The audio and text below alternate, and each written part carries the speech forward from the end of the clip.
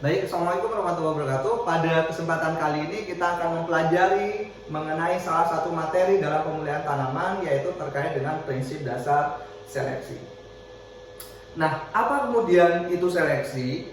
Seleksi itu merupakan suatu prosedur untuk memilih suatu individu pada suatu populasi, yang kemudian individu yang kita pilih tadi itu kita teruskan ke generasi berikutnya. Artinya ketika kita punya sebuah populasi di mana populasi tadi itu beragam, kemudian kita lihat tanaman A, tanaman B, individu A, individu B, individu C tadi itu memikat atau menarik perhatian kita, baik itu karena penampilan, produksi dan lain sebagainya. Kemudian kita ingin bahwa tanaman-tanaman tadi itu dapat kita teruskan pada generasi sebelumnya. Nah, maka proses yang demikian itu disebut dengan kegiatan seleksi. Prinsip dasar dari kegiatan seleksi yaitu kegiatan seleksi itu tidak menciptakan suatu keragaman yang baru. Namun kegiatan seleksi yang kita lakukan itu bertindak atas keragaman yang sudah ada pada populasi tersebut. Jadi ketika kita ingin melakukan kegiatan seleksi, maka kita harus memastikan terlebih dahulu apakah kemudian populasi yang kita ingin seleksi itu dalam keadaan yang sudah seragam atau memang dalam keadaan keragaman genetiknya yang tinggi. Sehingga kalau kemudian suatu populasinya itu sudah cenderung tidak berbeda, artinya keragaman genetiknya itu sudah sempit, maka kegiatan seleksi yang akan kita lakukan itu nantinya tidak akan banyak berubah bentuk dari populasi awalnya. Berbeda kalau kemudian populasi yang kita kerjakan, yang kita seleksi itu merupakan populasi yang beragam, di mana di situ eksis tanaman-tanaman yang mulai dari produksinya rendah sampai yang tinggi, atau populasi di mana keragaman terkait dengan ketahanan terhadap penyakit, misalnya dari yang rentan sampai yang tahan. Maka kegiatan seleksi yang kita lakukan nantinya itu akan merubah dari yang awalnya dalam suatu populasi itu ada tanaman yang produksinya rendah sampai yang tinggi, kemudian kita ambil yang tinggi saja, maka berikutnya populasi yang kita akan tanam maka akan sangat berubah dari yang awalnya misalkan beragam tadi itu menjadi lebih seragam, dan dari yang awalnya itu ada tanaman-tanaman dengan produksi yang rendah, kemudian kita seleksi hanya yang katakanlah produksinya tinggi, maka populasi berikutnya yang kita teruskan itu adalah tanaman-tanaman yang memang memiliki tingkat produksi yang tinggi nantinya. Kemudian seleksi merupakan salah satu penyebab dari perubahan frekuensi alel. Kenapa demikian? Karena memang kegiatan seleksi yang akan kita lakukan itu adalah hanya memilih alel-alel yang kita inginkan. Sedangkan alel-alel yang tidak kita inginkan, maka secara otomatis dia tidak akan kita pilih. Kalau tidak akan kita pilih, maka alel-alel yang ada tadi sudah pasti akan hilang atau katakanlah kita buang seperti itu. Sehingga hanya alel-alel yang kita inginkan yang kita teruskan. Kemudian seleksi yang kita lakukan itu hanya akan efektif kalau kemudian keragaman dari karakter yang kita seleksi itu dapat diwariskan. Sehingga kalau berbicara dapat diwariskan atau tidak, itu maka pengaruh lingkungan di sini berbicara. Terutama hal tersebut berkaitan dengan sifat-sifat yang dikendalikan oleh sifat-sifat kuantitatif, gitu. Di mana sifat-sifat kuantitatif tadi itu sangat besar sekali dipengaruhi oleh lingkungan. Jadi bayangkan kalau kemudian kita memilih tanaman yang menurut kita bagus-bagus saja, sedangkan tanaman yang bagus tadi itu hanya karena kebetulan lingkungannya bagus, kemudian kita tanam, dan ketika kita tanam berikutnya kondisi keadaan lingkungan saat itu tidak mendukung pertumbuhan tanaman tadi, kemudian tanaman tadi tidak memiliki performa sebaik ketika kita pilih di awal. Sehingga kita juga harus memastikan bahwa sifat-sifat yang kita seleksi itu merupakan sifat-sifat yang memang nantinya diwariskan kepada keturunannya.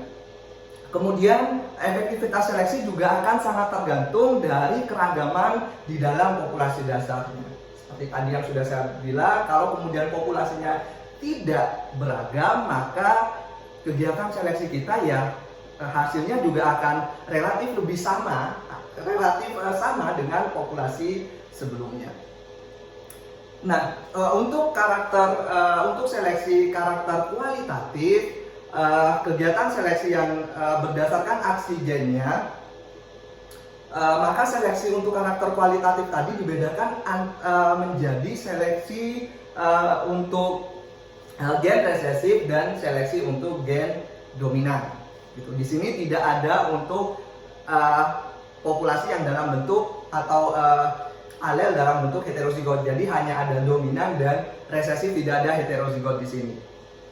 Nah, untuk yang jadi tadi untuk karakter kualitatif dibedakan menjadi dua kegiatan seleksinya, yaitu seleksi kualitatif, gen resesif dan seleksi gen dominan.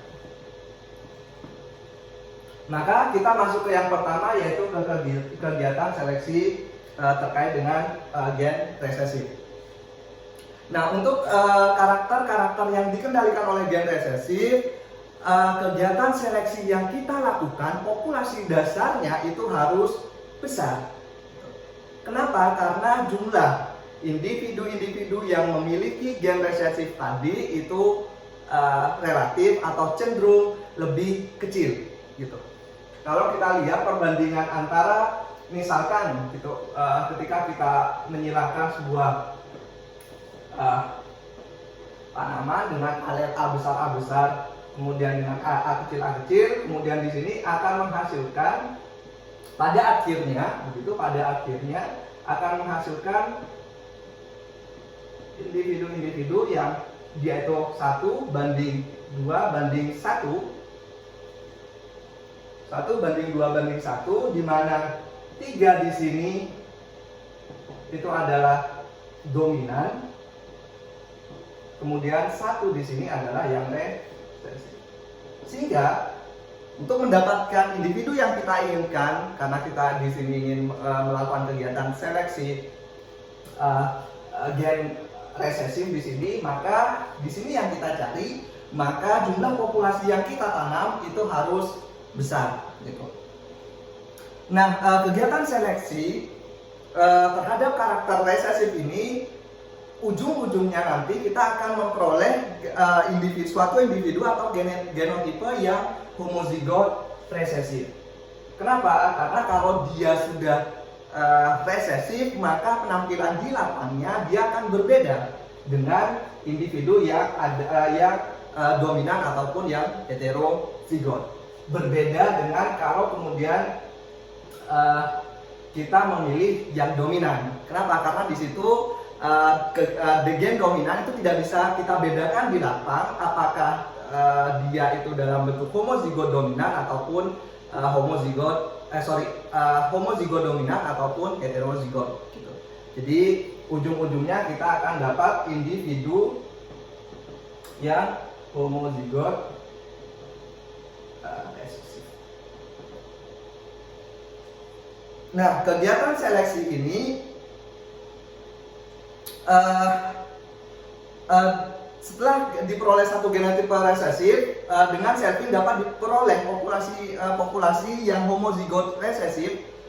Jadi intinya, ketika kita ingin melakukan kegiatan seleksi pada populasi untuk gen resesif ini, maka kita hanya butuh 1 kali saja untuk kegiatan seleksi. Maka berikutnya itu seluruh populasi yang kita punya dari hasil seleksi tadi itu semuanya adalah homozigot resesif. Berbeda tadi seperti yang saya jelaskan, kalau kemudian individunya dominan, maka kemungkinan nanti kita akan dapat yang heterozigot. Kalau kemudian kita dapat heterozigot, maka masih akan ada segregasi di sini. Segregasinya seperti apa? Sama, tetap nanti akan 3:1, sama seperti ini. Kenapa? Karena nanti di sini, kalau kita lihat di situ, misalkan A besar, silakan besar. Maka ini F1-nya itu adalah A besar A kecil. Maka A besar A kecil ini itu akan bersegregasi menjadi A besar A besar, A besar A kecil, A besar A kecil, kemudian A kecil A kecil. Tadi kalau kemudian individu ini yang diperoleh itu akan sama saja dengan individu F1. Sehingga meskipun tadi kita melakukan seleksi di sini, maka ketika kita tanam satu generasi berikutnya, dia akan tetap bersegregasi seperti misalkan kita keliru memilih atau memang karena secara fenotipenya dia tidak tampak, maka dari yang A besar A kecil ini kita selfing, maka dia akan tetap menghasilkan individu-individu yang seperti sebelum dilakukan seleksi. Nah, setelah seleksi untuk karakter resesif, maka seluruh genotipe dominan di sini itu secara otomatis akan hilang. Kenapa? Karena ya A kecil ya tetap akan jadi A kecil gitu. Sehingga kalau kita bisa gambarkan di sini,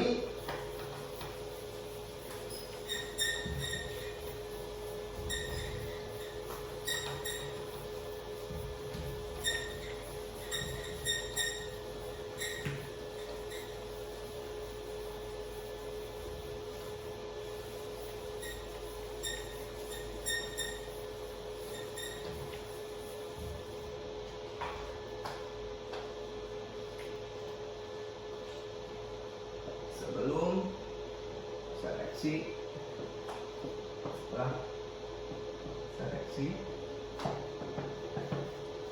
maka jumlah dari yang A besar, kemudian di sini ada A besar A kecil, kemudian di sini ada A kecil, maka jumlah di sini ialah 1/4 atau 0,25.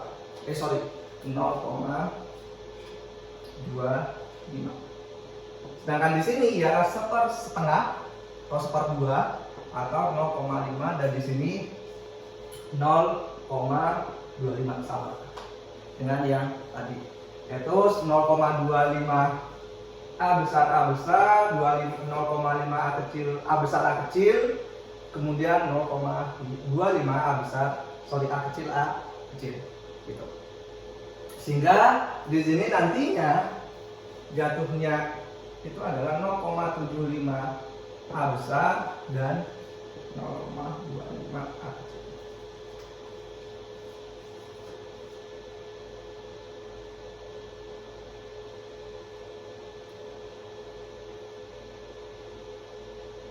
Sorry. Di sini nggak begini. Jadi sini masih ada kalau kita hitung jumlah antara yang dominan dan resesifnya, maka di sini ada 0,5 A besar dan 0,5 A kecil. Kemudian setelah kita seleksi, kita pilih tadi yang hanya yang resesif saja, itu yang resesif. Maka setelah seleksi, maka di sini 0 untuk A besar, 0 juga untuk A besar A kecil, sehingga yang tersisa nantinya 1 untuk yang A kecil. Artinya satu kali seleksi itu sudah bisa mendapatkan semua populasi dalam bentuk homozigot.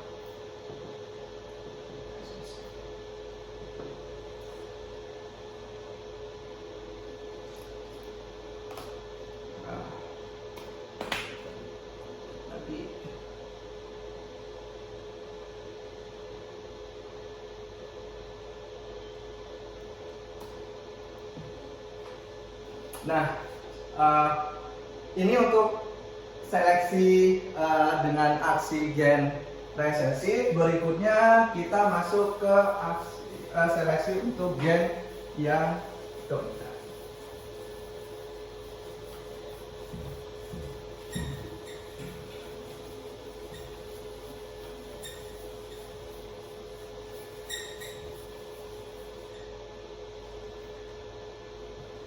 Nah, untuk kita masuk ke seleksi gen dominan. Nah, berbeda dengan yang tadi terkait dengan seleksi gen resesif. Pada seleksi gen dominan, kegiatan seleksi yang kita lakukan itu cenderung lebih sulit.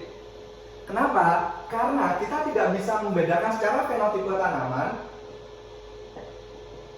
Kita tidak bisa membedakan antara yang dia dominan, homozigot dominan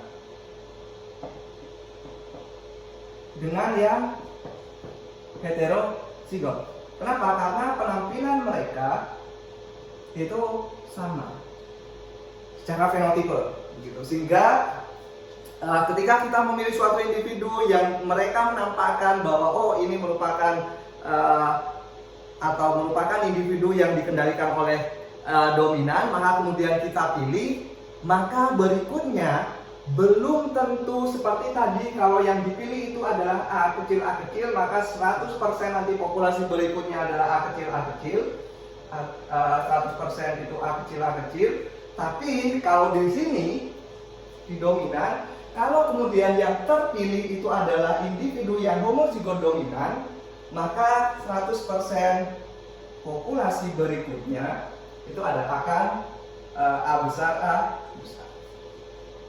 Tapi kalau kemudian yang terpilih atau ketika kita melakukan seleksi yang terpilih gitu, itu adalah heterozigot di sini, maka populasi ini akan bersegregasi. A besar, A kecil, kemudian di serving dengan A besar, A kecil juga, maka akan menghasilkan A besar, A besar, A besar, A kecil, A besar, A kecil, dan A kecil, A kecil.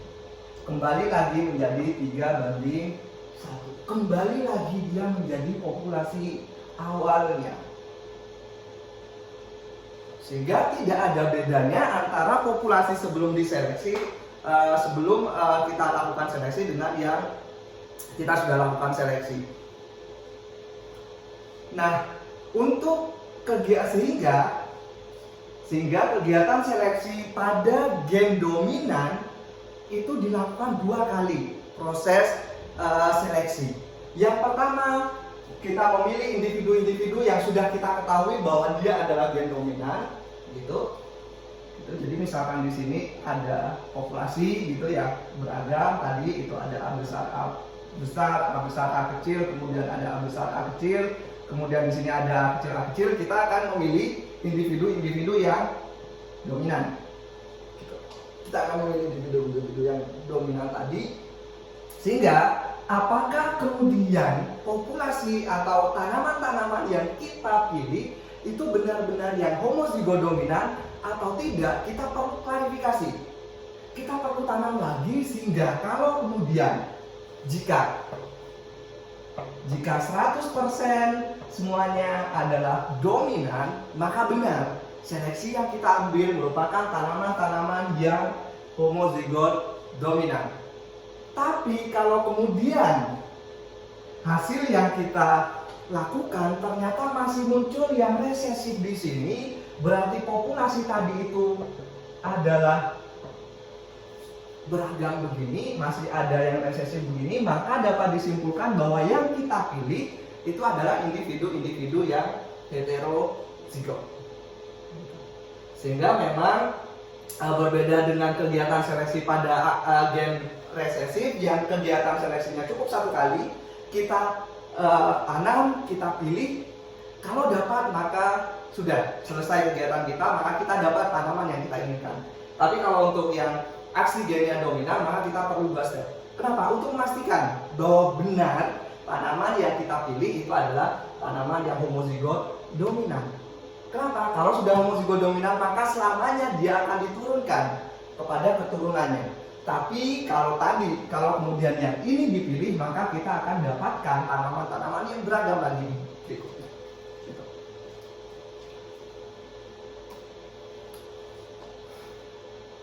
Nah, kita masuk ke simulasi untuk aksi seleksi untuk gen yang dominan.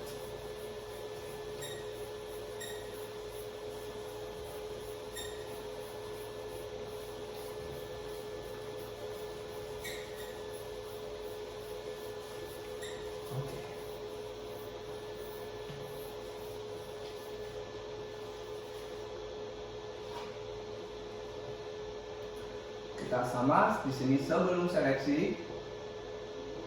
Tuh. Tuh ya.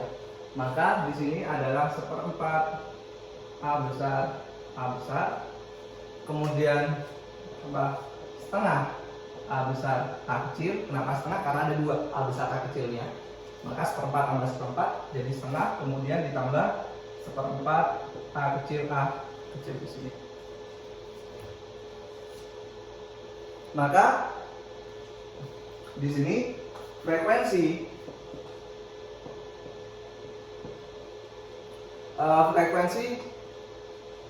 homozigot dominan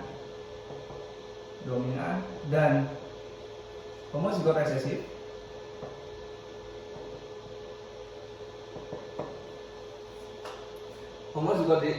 di sini berarti kan A besar ya kan, tambah untuk yang dominan A besar tambah A besar A kecil di sini, maka dia 1/4 ditambah setengah ya, maka jadilah dia 3/4. Kemudian untuk yang resesif sama, dia langsung hanya langsung jadi 1/4 aja gitu, sebelum dilakukan seleksi. Tapi karena di sini kita melakukan kegiatan seleksi, maka yang terpilih itu hanyalah individu-individu yang di sini saja. Nah, populasi yang kita miliki frekuensinya adalah sebesar 3/4 di sini. Kemudian dari yang 3/4 ini itu kenapa? Karena yang 1/4 untuk A kecil kita abaikan. Kenapa? Karena dia tadi nggak kita lihat lagi. Kenapa? Karena yang kita seleksi itu adalah yang dominan saja. Gitu. Kemudian setelah kita lakukan kegiatan seleksi dari yang dominan ini,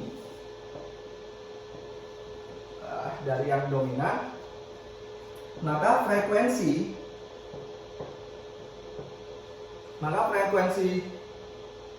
homozigot setelah seleksi itu adalah 1/4 per 3/4 ya kan? 3/4 dari mana? Dari R besar R besar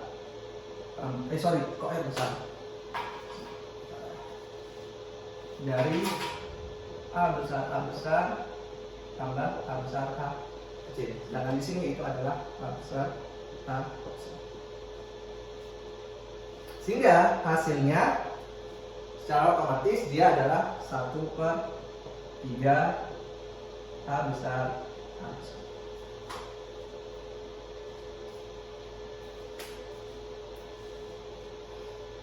Untuk frekuensi berikutnya, untuk frekuensi heterozigot setelah seleksi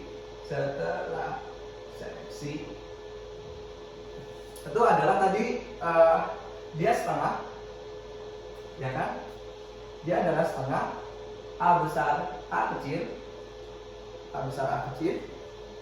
kemudian dibagi 3/4 sehingga hasilnya menjadi 2/3.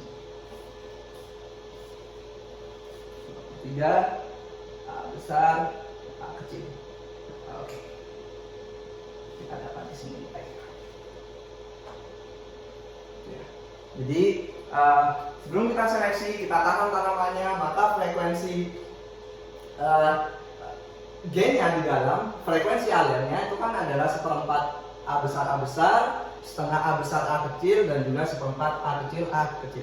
Kemudian frekuensi homozigot dominan dan frekuensi dari yang dominan, kemudian yang kita pilihkan, maka 1/4 di sini ditambah setengah di sini, maka dia frekuensinya 3/4. Sedangkan 1/4-nya di mana? 1/4-nya di sini yang tidak kita pilih. Sehingga karena 3/4 ini merupakan gabungan dari A besar dan A besar A kecil, maka ketika dipartisi Ketika kita partisi lagi, maka dari 3/4 itu sepertiganya itu adalah A besar, dan 2/3-nya itu adalah A besar, A kecil. Nah, ketika sudah kita pilih, ketika kita sudah seleksi, maka kita punya populasi, kemudian kita tanam. Ya. Maka kita akan punya populasi F3 di sini. F3 dari mana? Hasil seleksi yang di sini.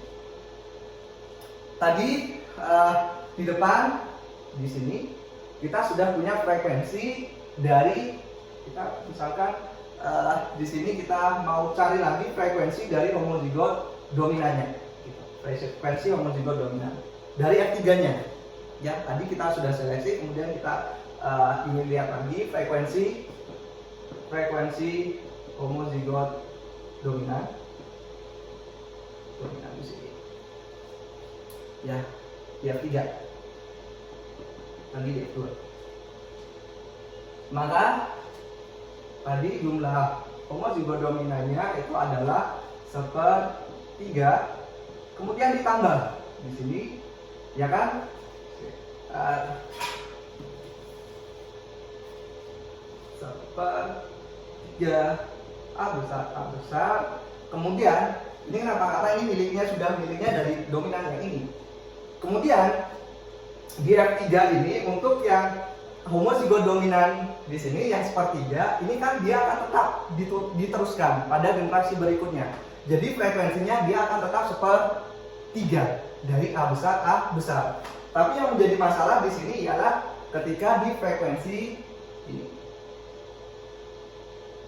Ya kan? Kenapa? Karena balik lagi A besar, A kecil. Kalau kemudian dia di serving, itu kan ya sama saja dia disilakan antara A besar, A kecil begini. Maka nantinya jatuhnya 1/4 A besar, setengah A besar, A kecil, dan 1/4 A kecil. Artinya dari yang awalnya heterozigot di sini yang jumlahnya 2/3 ini, maka ketika dia ditanam di F3 itu kan ya, maka dia akan bersegregasi lagi, sehingga jumlah dari yang dominan tadi itu kan adalah 1/4 ya. Maka 1/4 itu dikalikan apa? Dikalikan jumlahnya. Tadi kan 2/3.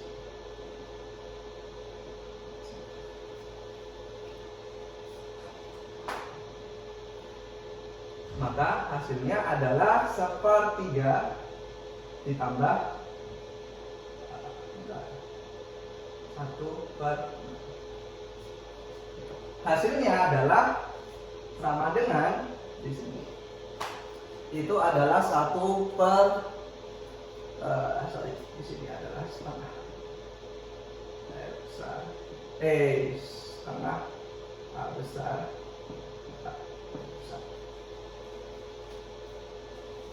Jadi ketika dia bedakan ya tadi ketika kita dapatkan di populasi F2, frekuensi dari A besar itu hanya setengah, 1/3.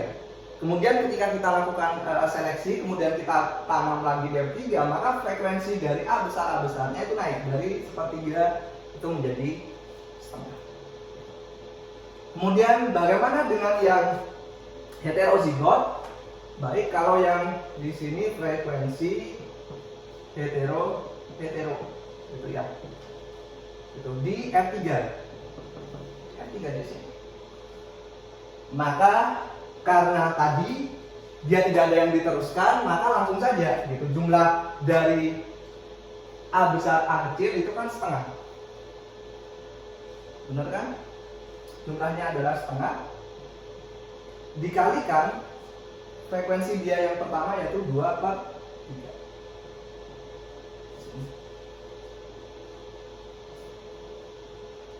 Maka hasilnya adalah 1/3.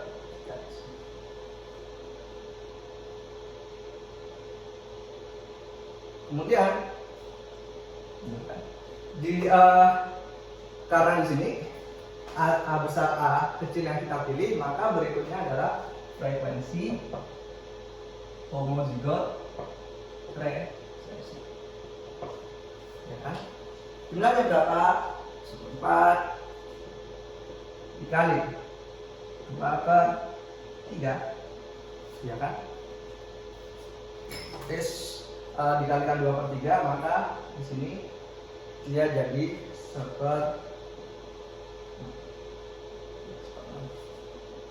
A kecil, di sini 1/4. Maka seiring berjalannya waktu, jumlah atau frekuensi dari yang kita inginkan itu semakin besar. Maka ini tidak lagi kita pilih, begitu seterusnya. Untuk frekuensi pada seleksi gen dominan. Makanya tadi untuk seleksi pada sifat-sifat yang dikendalikan oleh gen resesif itu kelihatannya lebih mudah.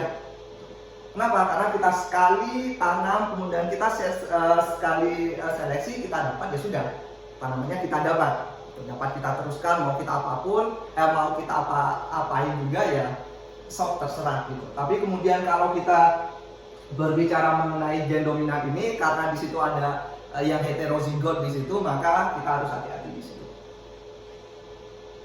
Hati-hati kenapa? Karena yang sebenarnya acak aja gitu. Karena di lapang kita kan nggak tahu apakah tanaman tadi, oh ini adalah dominan, apakah dominannya homozigot dominan atau kemudian dia itu adalah heterozigot. Kalau heterozigot maka ya sudah, kita tanam lagi.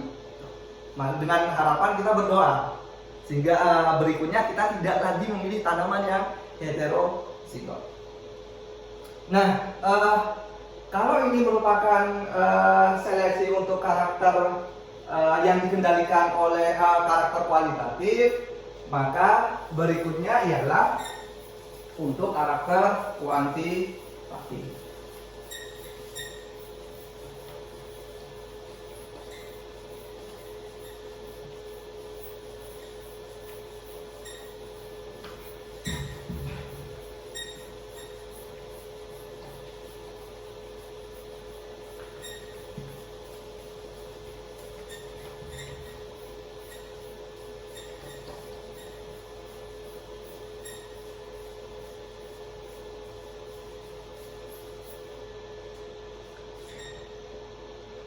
Nah, berbeda tadi dengan seleksi untuk karakter yang kualitatif, yang tadi dibedakan menjadi dua, yaitu seleksi untuk gen dominan dan juga gen resesif. Maka untuk seleksi untuk karakter kuantitatif ini dijelaskan dalam perubahan nilai tengah, gitu, dari generasi yang diturunkan dari individu-individu hasil seleksi. Jadi dia lebih ditentukan oleh perubahan atau ya perbaikan gitu, karena kita melakukan seleksi dilakukan untuk memperbaiki suatu populasi sebelumnya, maka ya tadi dia perubahan atau perbaikan dari nilai tengahnya. Seleksi dilakukan pada karakter-karakter yang dikendalikan oleh sifat kuantitatif, itu memilih individu-individu yang memiliki nilai fenotipe yang melebihi dari batas yang ditentukan. Jadi seleksinya itu didasarkan pada nilai-nilai fenotipe yang dia itu melebihi dari batas yang sudah kita tentukan. Jadi kita tentukan batasnya terlebih dahulu. Astaga, enggak.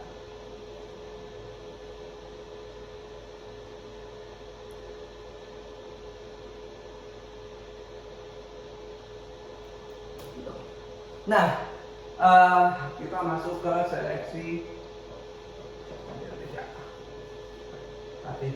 Tadi berdasarkan nilai tanah, perbaikan dari nilai tanah.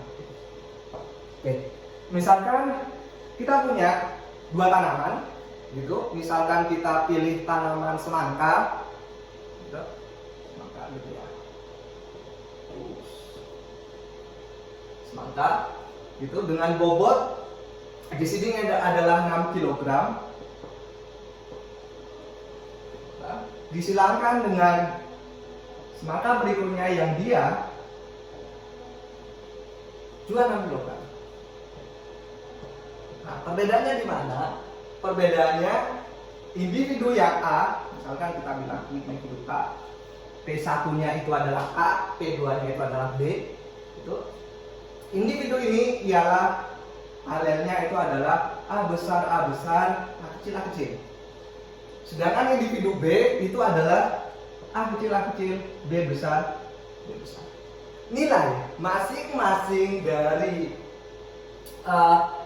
genotipe ini ialah kalau untuk yang dominan itu nilainya adalah 2. Itu ya, kalau kemudian kita konversi ke kilogram nantinya 2.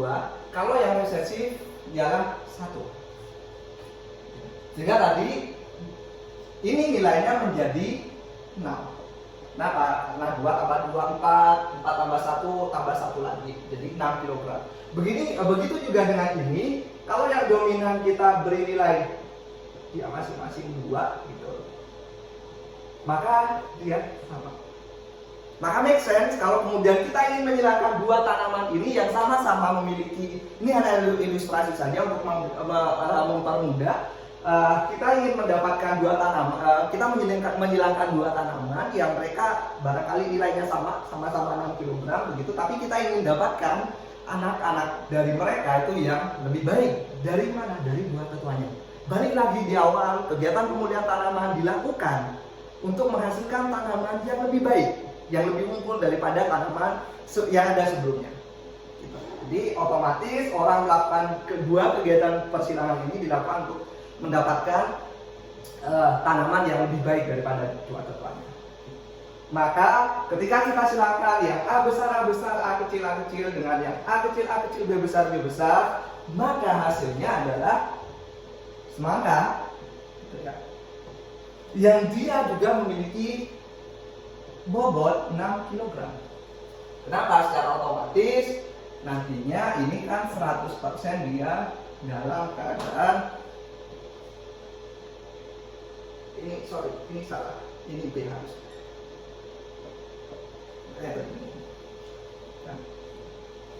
Ya kan?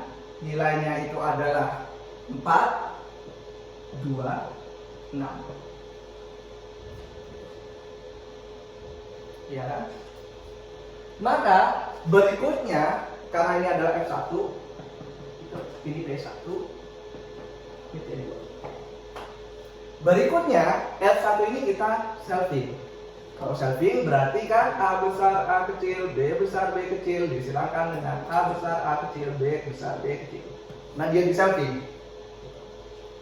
Sehingga nantinya akan diperoleh gitu. Ya nanti mana? Di sana aja. Oke, di sini. Itu ya. Individu-individu mulai nantinya akan memperoleh individu-individu yang dia jauh lebih jelek daripada kedua tetuanya, sampai kemudian yang dia jauh lebih baik dibandingkan dua tetuanya juga. Dan tadi untuk seleksi kuantitatif itu berdasarkan nilai tengah, maka nantinya akan dihasilkan tanaman yang memiliki gitu bobotnya itu hanya 4 kg saja.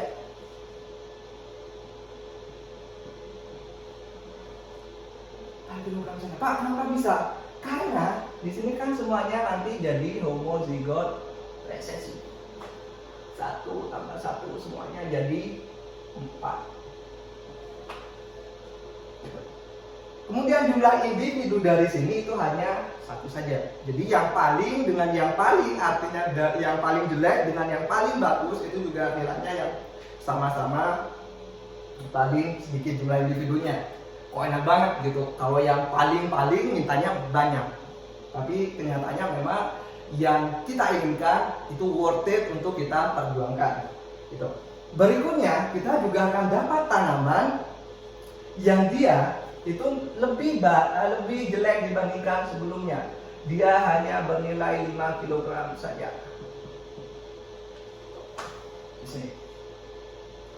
Kita tulis ininya di atas saja, biar lebih memudahkan kalian. Itu oke. Di sini berarti tadi A kecil, B kecil, kan? Kemudian di sini kenapa bisa 5 kg? Karena individu-individu di sini itu adalah yang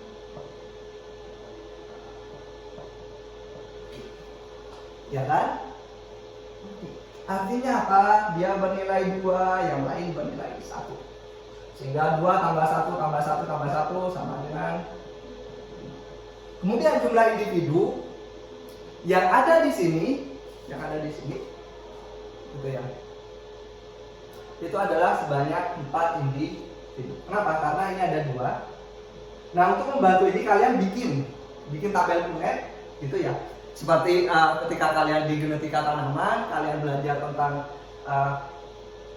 tabel Punnett itu. Jadi nantinya akan ketemu di sini. Kenapa ini bisa jadi 2? Itu ya pertanyaan kalian barangkali, kenapa ini bisa jadi 2? Karena bisa saja kalau yang di sini itu kan A-nya ada di depan.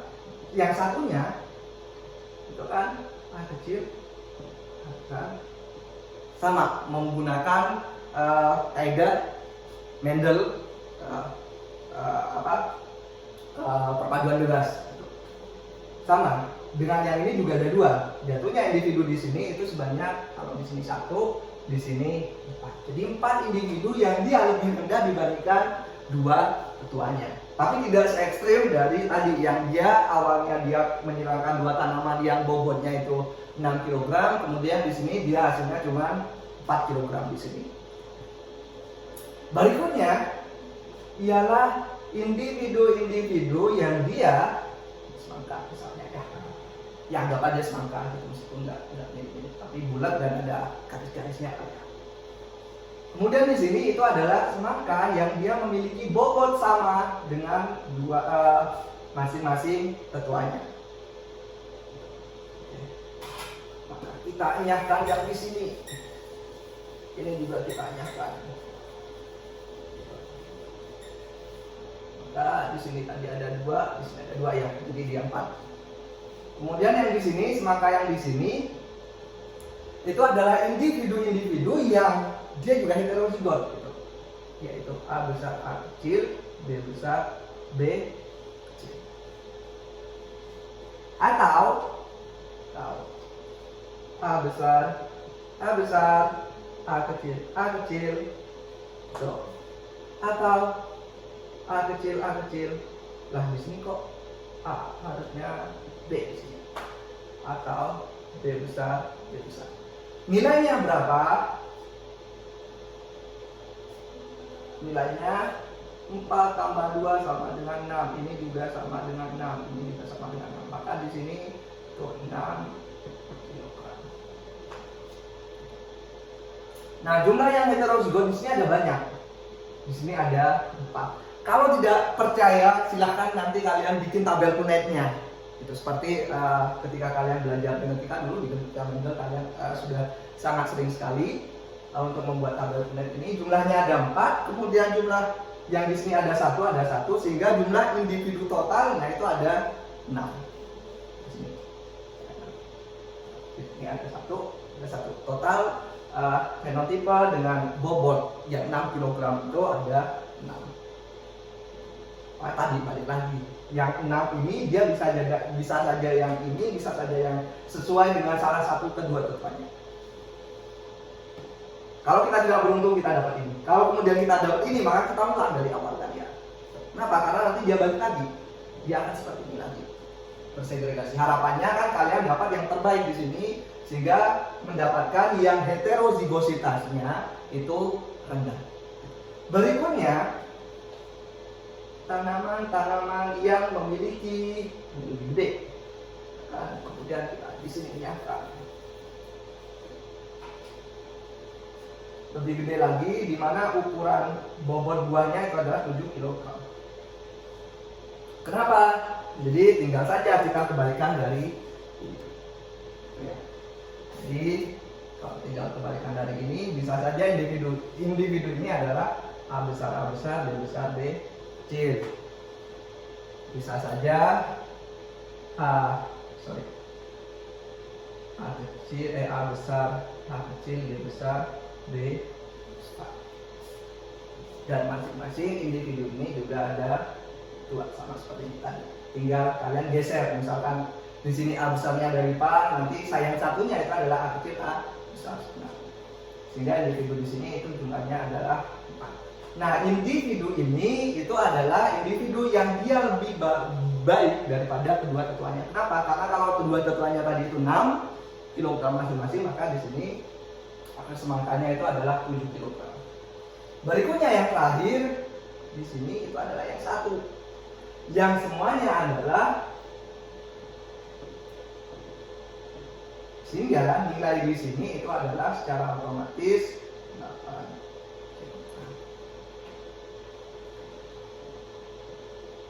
Harapan semua orang adalah ketika kita ingin di sini misalkan bobot buah tadi itu adalah dapat yang ini. Padahal kalau di lapang nantinya itu sangat amat tergantung dari lingkungan.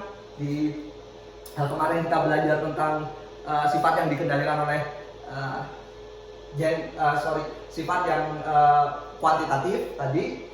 Untuk karakter kuantitatif itu sangat amat dipengaruhi oleh lingkungan, maka bobot besar di situ bisa saja karena memang yang lain itu barangkali di dalam lubang tanamnya itu yang lain barangkali miskin hara, kemudian di lubang yang besar itu tadi kemudian haranya lebih daripada yang lain gitu, sehingga kemudian dia mempengaruhi dari kualitas atau dari bobot buahnya ini. Harapannya kita dapat yang ini, tapi barangkali harapan tinggal harapan. Kenapa? Karena bisa saja kita dapat yang ini saja, itu alhamdulillah. Kenapa? Karena kegiatan kita berarti berhasil. Kenapa? Karena kita sudah bisa membuat tanaman yang dia lebih baik daripada dua tetuannya yang lain. Oke. Berikutnya gitu. Sudah selesai.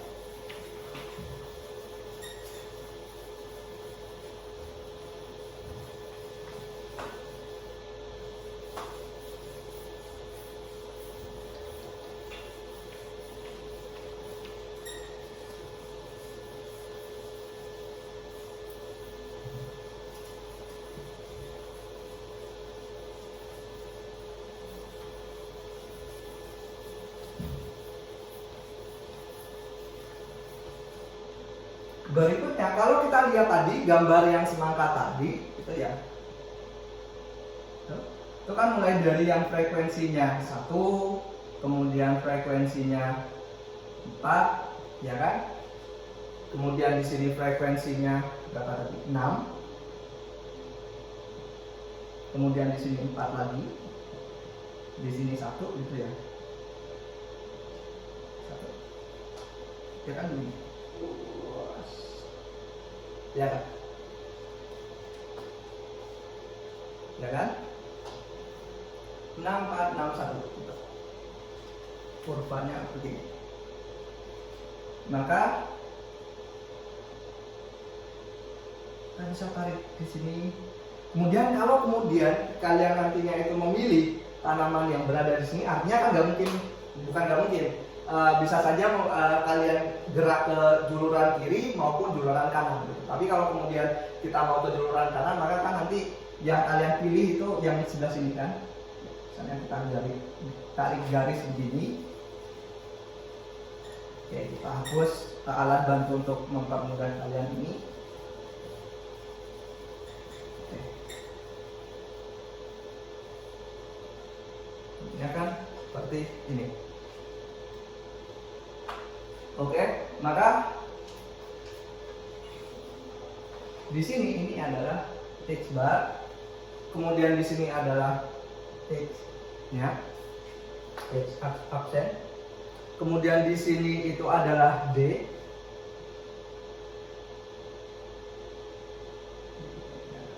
ya. Kemudian di titik ini, kemudian ada di titik ini adalah X-nya. Dan di sini X bar ini itu adalah nilai tengah dari populasi dasarnya tadi yang pertama tadi itu.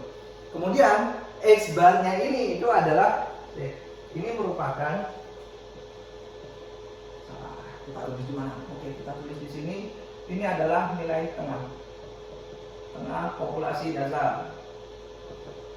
Oke. Ya kan? Kemudian X absen ini itu adalah batas seleksi. Kenapa? Tadi kita memilih tanaman kan yang dia lebih bagus daripada tetuanya. Kalau kemudian kita lihat tadi diagram di mana di semangat tadi gitu kan nggak mungkin kemudian kita mau melakukan seleksinya lebih baik daripada tetuanya, kemudian kita pilih dari yang 6 kan 6 sama dengan yang tadi tetuanya, sehingga kalau kita lihat di sini maka X absen ini merupakan X batas di mana kita melakukan seleksi tadi. Kemudian berikutnya D di sini itu adalah batas.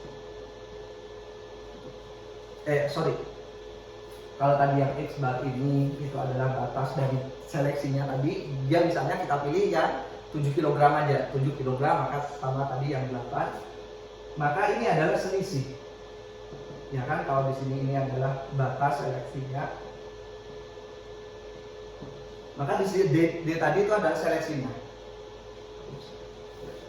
D tadi ini ada selisih antara batas seleksi ini dengan X bar X ini. Nah berikutnya, karena tadi kita akan memilihnya yang ke kanan, bisa saja yang ke kiri. Terutama seperti yang saya jelaskan kemarin. Kalau di video yang kita pilih julurannya ke kiri, itu umumnya dia akan semakin rendah. Maka kalau semakin rendah itu umumnya untuk gejala-gejala penyakit. Gitu.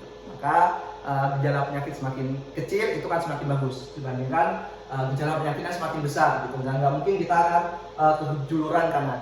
Gitu. Kalau terkait dengan resistensi dan lain sebagainya, umumnya nanti kita ke juluran kiri. Kemudian XS ini itu adalah nilai tengah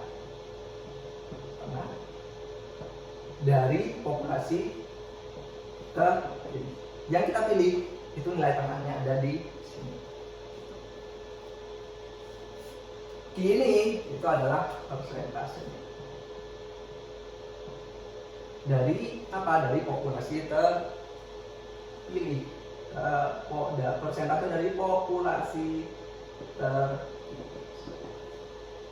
atau yang kita seleksi di sini. Jadi X ini merupakan nilai tengah awal. Tadi dia ada di 6 yang di titik 6 ini. Kalau tadi pada yang semangka.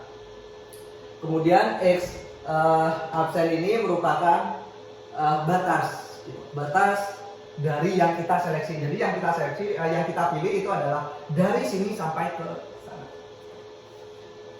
Kemudian XS ini merupakan nilai tengah yang baru, gitu. Nilai tengah dari populasi yang sudah kita seleksi. D ini merupakan selisih, gitu. Selisih antara nilai tengah dari populasi ke batasnya.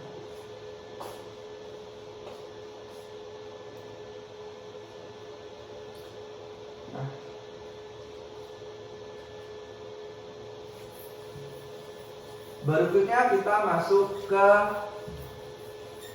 diferensial seleksi.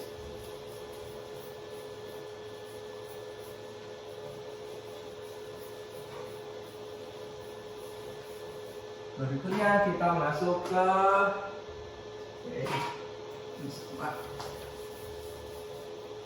anggap kalian sudah paham bahwa penjelasan ini merupakan bagian dari tadi sifat kuantitatif, seleksi untuk karakter kuantitatif, maka kita masuk ke diferensial seleksi. Nah, apa itu diferensial seleksi? Diferensial seleksi merupakan selisih tadi, selisih antara nilai tengah dari populasi hasil seleksi dengan nilai tengah dari populasi dasarnya. Jadi nilai tengah setelah kita melakukan seleksi dengan nilai tengah dari populasi sebelum dilakukan seleksi. Kan di sini itu adalah S sama dengan XS tadi. XS itu dikurangi dengan X bar.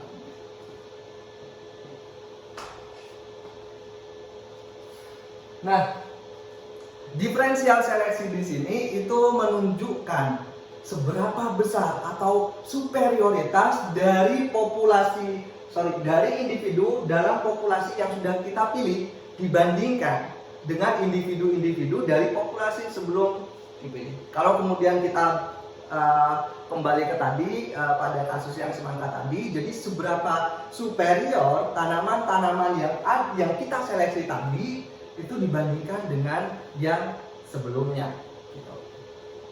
Nah, diferensial seleksi ini dapat dihitung itu sebagai unit standar dari standar deviasi fenotip atau I. Gitu. Dimana I itu sendiri diperoleh dari S dibagi dengan ragam P.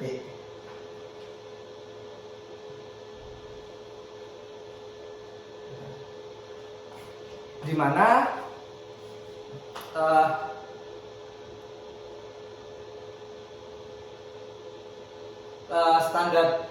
standar deviasi fenotip nantinya, standar deviasi fenotip itu standar deviasi mana nantinya? Standar deviasi dari fenotip itu adalah akar dari ragam. Jadi ini diperoleh dari, jadi standar deviasi fenotip itu diperoleh dari akar dari ragam fenotip, sama seperti biasanya.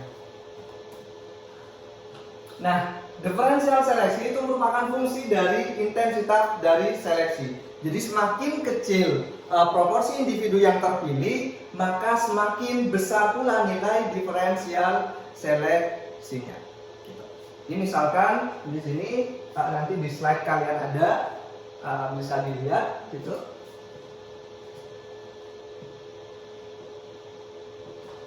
Di sini misalnya.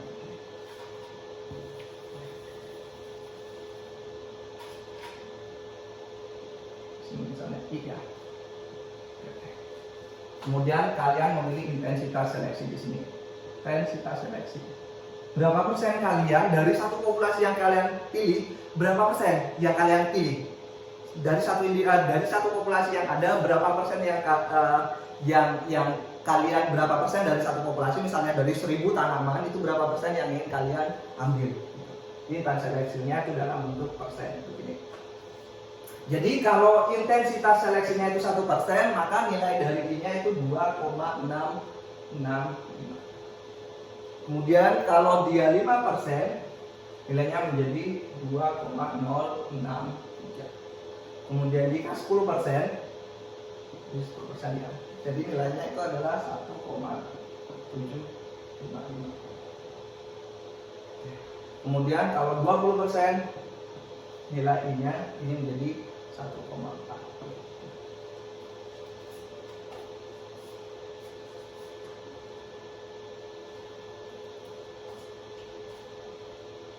Oke, misalkan kita ada kasus gitu, jika suatu populasi yang besar dipilih 5% individu, jadi dari suatu populasi, kemudian populasi besar gitu ya, kemudian kita pilih hanya 5% individu, maka nilai tengah dari 5% individu ini, ya kan? Kalau dari suatu populasi yang besar, kemudian kita pilih hanya 5%, maka nilai tengah dari individu yang terpilih ini itu akan berbeda dari nilai tengah populasi, yaitu sebesar, jadi besarnya perubahan nilai tengah dari dia sebelum diseleksi ke yang diseleksi ini itu adalah, kalau 5% tadi berarti 2,063 itu dikali dengan standar deviasi fenotipenya, dikali dengan. Jadi tergantung dari berapa persen kalian. Kalau kemudian 1%, maka kalian nanti tinggal ubah ini jadi 2,665. Gitu. Oke. Kita tulis ulang barangkali ini di sini biar tidak ganggu.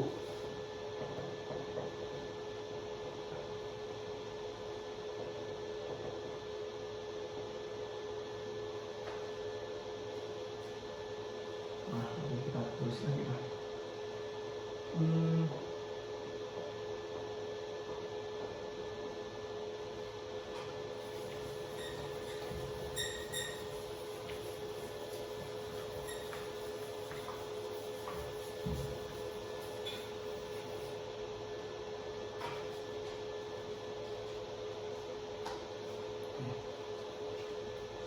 Ini proses tadi diferensial seleksi, kemudian kita masuk ke berikutnya yaitu kemajuan dari seleksi.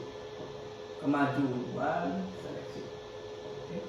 Jadi kita melakukan kegiatan seleksi kan inginnya kita akan mendapatkan progres, kita mendapatkan kemajuan. Gitu.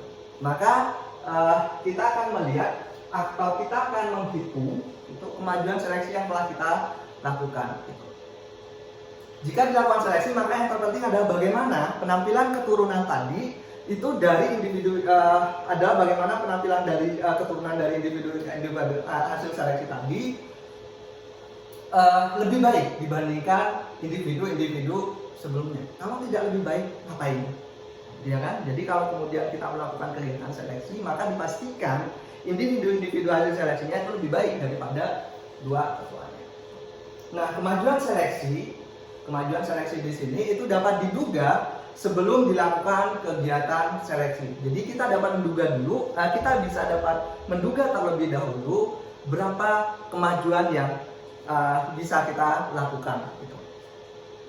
Nah, pendugaan ini itu bisa atau dapat kita lakukan, pendugaan terkait dengan kemajuan seleksi yang dilakukan ini dapat kita lakukan jika nilai heritabilitas dari karakter yang kita ingin seleksi tadi itu diketahui.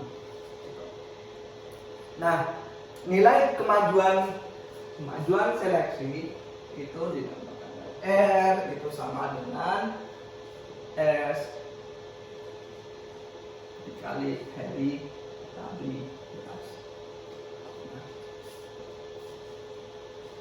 Nah, jika S di sini ini adalah simpangan baku, maka R kalau ini merupakan dinyatakan dalam bentuk simpangan baku, maka R di sini itu adalah I tadi, kemudian standar deviasi fenotipenya, kemudian dikali dengan heritabilitasnya.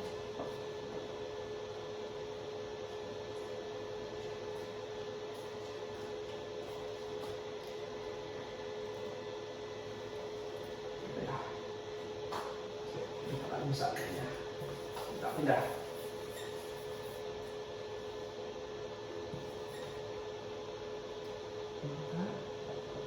Itu sama dengan tadi I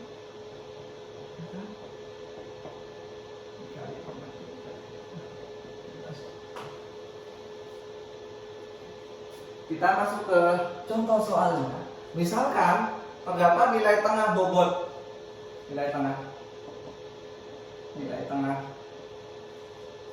dari bobot hasil dari 10.000 populasi. Masih ya.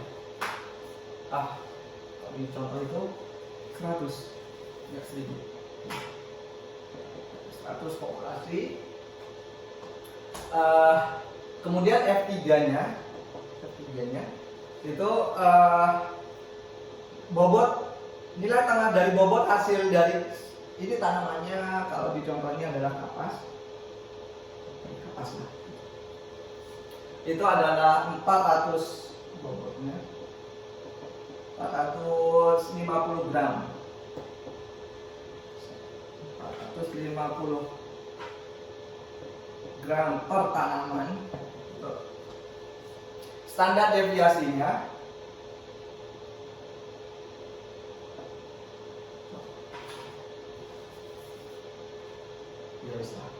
standar deviasi deviasi itu adalah 58.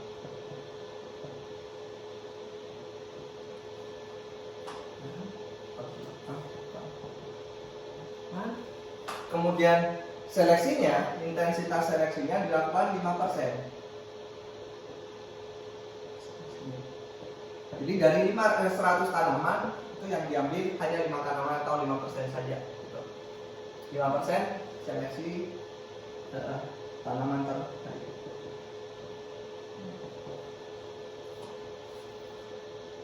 Nah, dari 5% ini nilai tengah dari 5 tanaman ini itu adalah 570 gram per tanaman.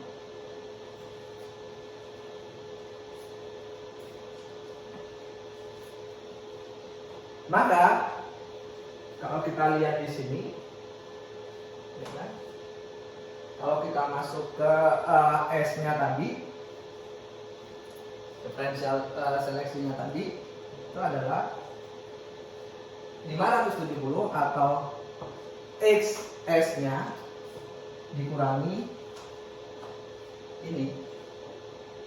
XS-nya dikurangi X. Ya kan?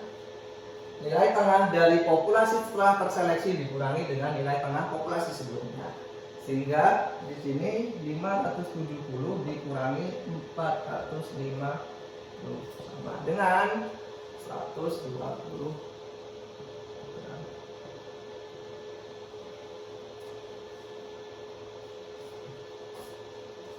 Artinya apa? Artinya hasil seleksi ini, nilai tengah dari populasi yang sudah kita seleksi itu memiliki bobot lebih baik 120 gram per tanaman dibandingkan rata-rata dari populasi sebelumnya. Di sini dia lebih bagus daripada sebelumnya. Kenapa? Karena dari awal populasi itu memiliki nilai tengahnya itu hanya 450, ketika dilakukan seleksi maka nilai tengahnya jadi 570. Sehingga secara otomatis nilai tengahnya itu lebih baik 120 dibandingkan sebelumnya. Nah, berikutnya jika nilai karakter bobot tadi diwariskan dengan heritabilitas arti sempit, berarti di sini NS itu sebesar 60%. Ya, populasi 3. Gitu. Maka kemajuan seleksi ini menduga, gitu. Karena tadi ketika kita ingin menduga kemajuan seleksi, kita bisa sebelum kita melakukan seleksi kita bisa menduga dulu, tapi kita harus punya nilai heritabilitas dulu. Nah, kita sudah punya nilai heritabilitas di sini sebesar 60%, maka kemajuan seleksi pada F4 dari mana? Dari 5% ini. Kalau 5% dari 100 itu kan berarti 5 tanaman. Ya kan? Nanti pada 5 tanaman kan ya? Ialah kita masuk ke sini. R sama dengan ini tadi, kemudian standar deviasi, kemudian heritabilitas. Ya kan? Tadi I-nya berapa? Di sini 5%, maka kita ambil nilai ya. Maka 2,063 dikali standar deviasinya tadi berapa di sini? Itu adalah 58 dikali heritabilitasnya berapa? Dikali sini 60% berarti 0,6. Ya kan? Hasilnya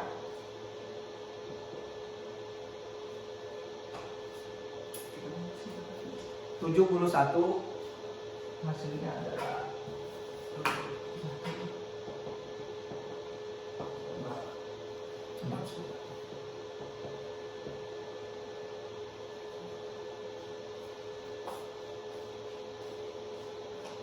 Maka dugaannya adalah nanti Gitu. Nanti tadi kan di populasi F3 itu kan 450 ya. 450.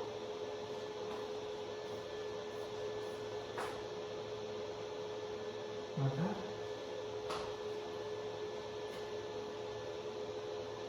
ya benar. 450 ditambah 71,69 itu jadinya adalah 521,9.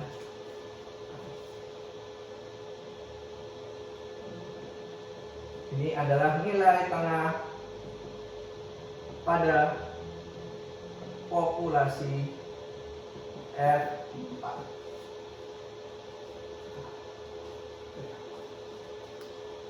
Kita bisa menduga asal kita punya data.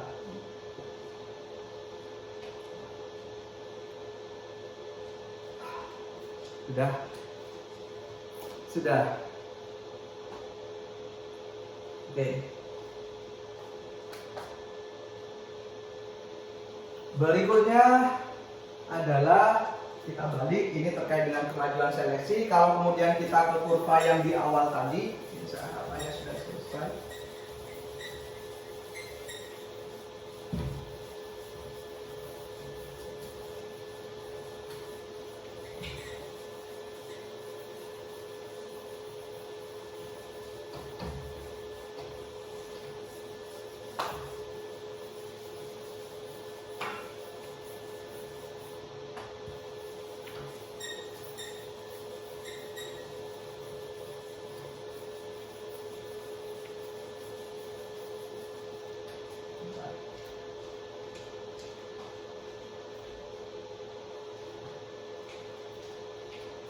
Oke.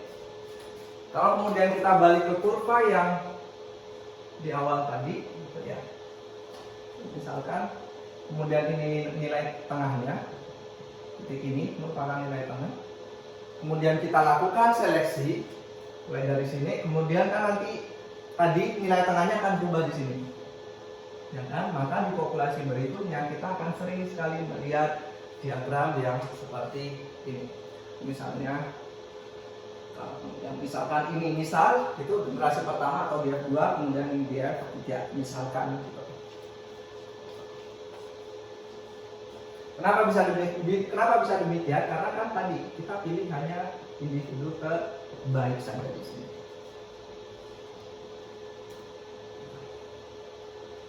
Nah, berikutnya adalah kriteria seleksi.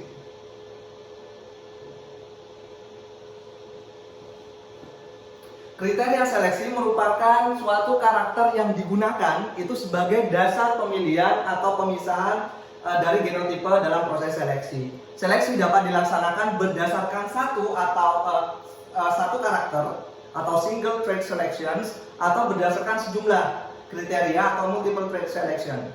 Gitu.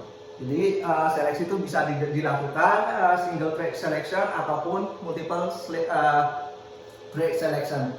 Gitu. Kemudian kalau untuk multiple trait selection itu merupakan seleksi terhadap sejumlah karakter secara bersama-sama. Kalau tadi single ya hanya satu. Kalau kemudian kita seleksinya dilakukan pada tinggi tanaman, ya wes tinggi tanaman saja. Tapi kalau kemudian ke jumlah malai, misalnya kalau pada padi ya jumlah malai saja. Kalau pada jagung misalkan misalnya kalau pada jagung itu panjang tongkol misalnya dan lain sebagainya gitu.